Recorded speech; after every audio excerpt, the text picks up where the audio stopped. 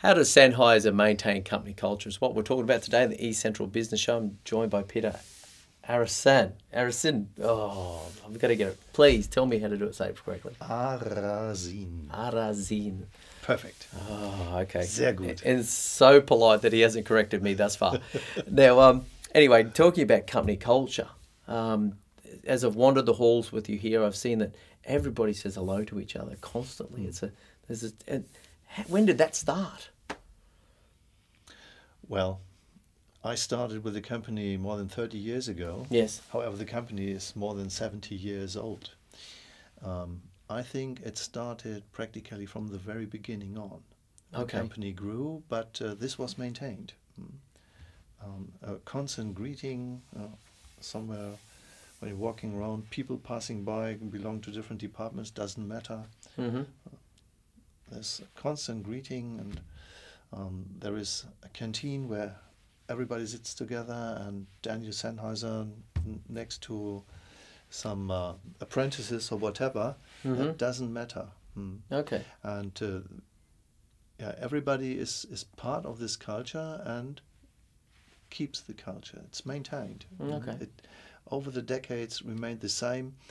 Sometimes in the company communication, there was, for instance, some kind of a complaint. Well, the young people start to forget that greeting is important. Yeah. So this is Okay. This is under strict observation, whether it's still so, and if there are any deviations. Yeah. Well, I can vouch for it. Certainly, I've seen it as I've walked the halls. I've felt obliged to sort of gesture back as well. Yeah. But that's great, and there's some 1,200 people on site here, yeah, as regular workers. So to maintain that constant congeniality, and it seems like a certain family company feel, despite the head count. Yeah. That's a challenge, surely. This family feel, we're all a big family. That's one of our strengths. Okay. Yeah, that helps that everybody thinks in line for the welfare of the company, more or less. Okay. And then how does it turn out in terms of the other thing that we've spoken about throughout the series is the engineering department get to, not sandbox, I don't think is the right term, but they do tend to get budget and excuse to go away and innovate, yeah? So how does the company support that? Is it just by purely by just throwing money at it? Yeah, no, well, it all comes from the founder of the company, Professor Fritz Sennheiser, who was an engineer as well, and that had a very strong impact on the culture. And he always kept saying, the engineers need their playfield. Okay. Not just a tight schedule, but they must have free time to have new ideas and think in totally different directions, and that pays for it. Yeah. Well, that's fabulous, and that's the thing we've touched on it already. Is that we look to Google as being like an innovative company because it's allowed sandboxing and commits their staff to a certain. But you're saying that's basically been part of Sennheiser's culture for how many years?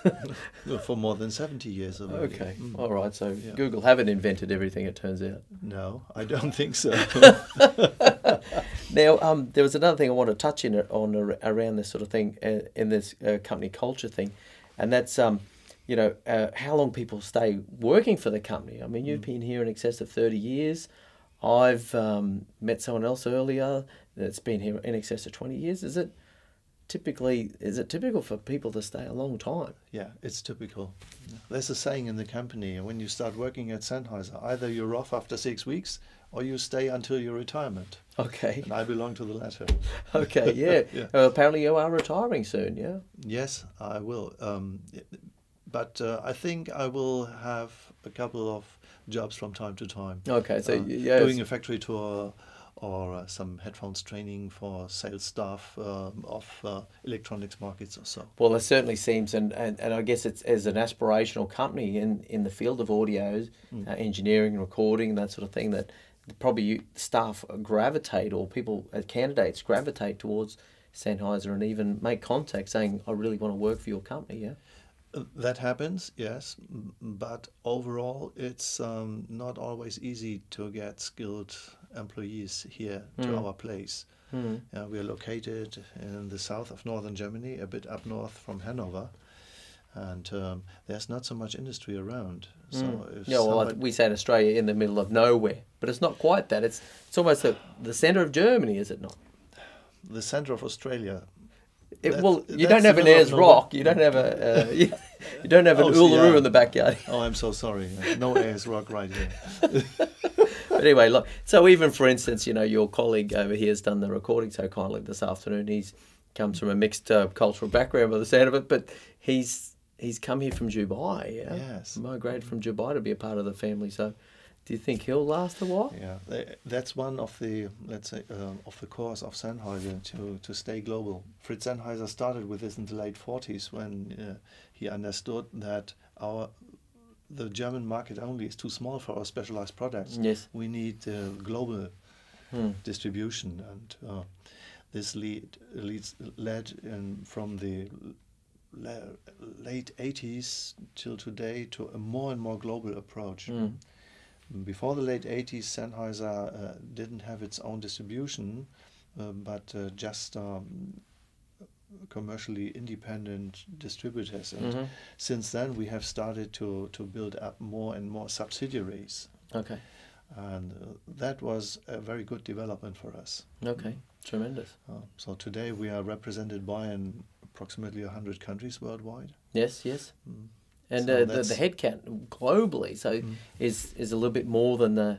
Yes, it's a bit more. It's more than doubled. Here we have 1,200 employees, and overall, it's 2,800 something.